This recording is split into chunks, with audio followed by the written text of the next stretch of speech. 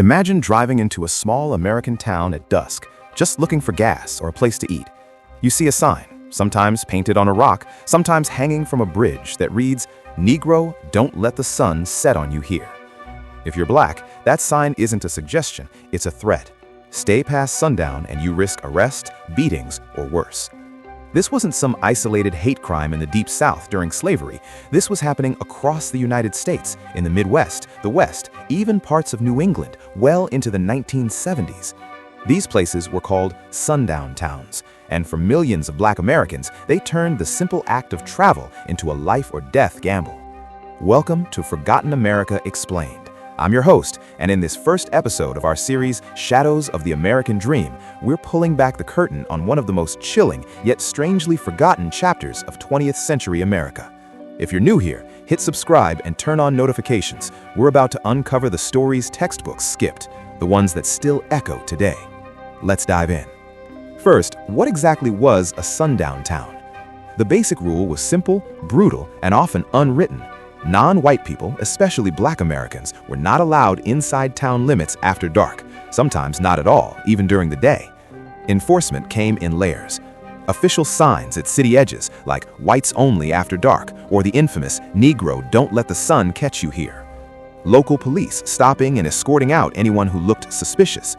Vigilante groups, sometimes the entire white community, using violence, bombings, or lynchings to drive people out.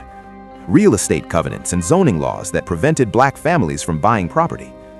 By the peak in the mid-20th century, historians estimate there were tens of thousands of these towns, possibly over 10,000 across 48 states. Not just Southern, many in Illinois, Indiana, Oregon, California, places you might drive through today without a clue. The practice exploded after Reconstruction ended in the 1870s. When federal troops left the South, white communities nationwide began purifying their towns. The Great Migration, millions of black Americans fleeing Southern Jim Crow for northern jobs, triggered backlash.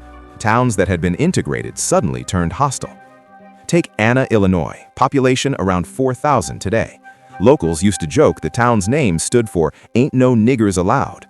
In the early 1900s, after a false accusation led to violence, the town systematically expelled its black residents.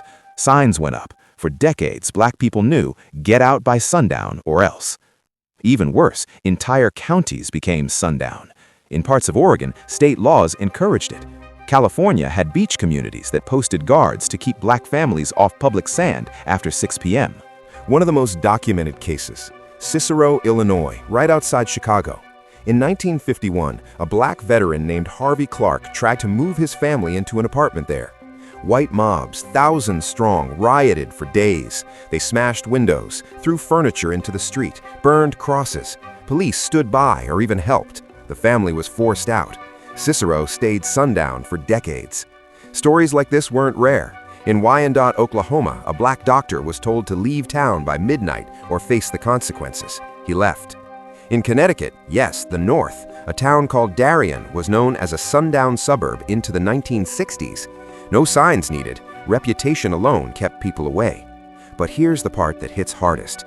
Many of these towns succeeded. They stayed overwhelmingly white for generations. James Loewen, the sociologist who literally wrote the book Sundown Towns after driving across America and mapping them, found that some places still have almost no black residents today, not because of overt laws anymore, but because of inherited exclusion. Redlining maps from the 1930s to 1960s, drawn by the federal government, marked these areas high risk for loans if they had black residents. Banks refused mortgages. The exclusion became economic, invisible, but just as effective. So is this ancient history? Not quite. The last known sundown sign reportedly came down in the 1990s. Some towns only removed ordinances in the 2000s after media pressure. Today, the legacy lives in housing patterns, school funding gaps, wealth disparities. Drive through certain Midwestern suburbs, low black population percentages aren't coincidence.